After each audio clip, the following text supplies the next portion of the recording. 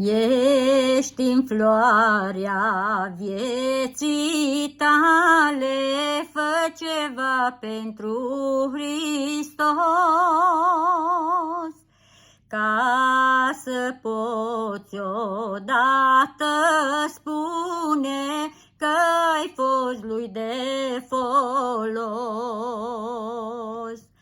Tinere, te cheamă Domnul să te apleci la crucea Lui.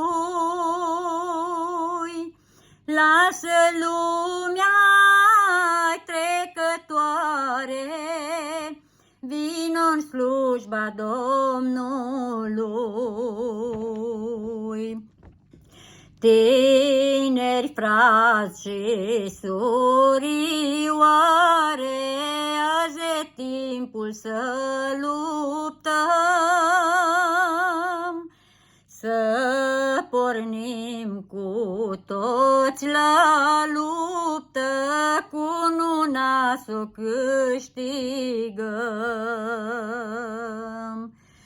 Tinere, te cheamă Domnul să te apleci la crucea Lui. Lasă lumea trecătoare, vino în slujba Domnului.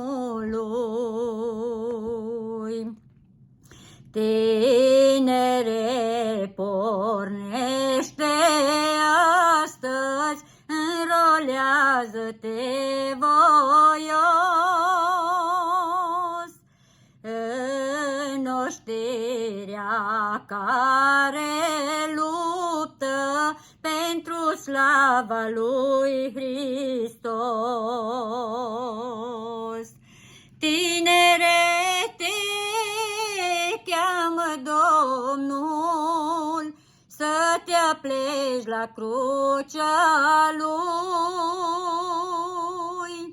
Lasă lumea trecătoare, vino în slujba Domnului. Vino astăzi, pâine-și tânăr, și dă-ți viața lui Hristos. Lasă lumea trecătoare, că nu-ți este de folos. Tinere, te cheamă Domnul să te apleci la crucea Lui.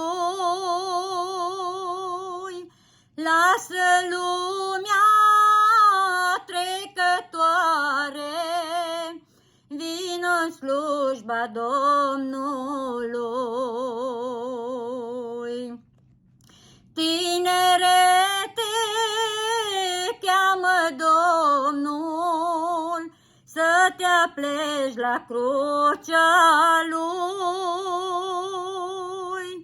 Lasă lumea trecătoare, vino în slujba Domnului.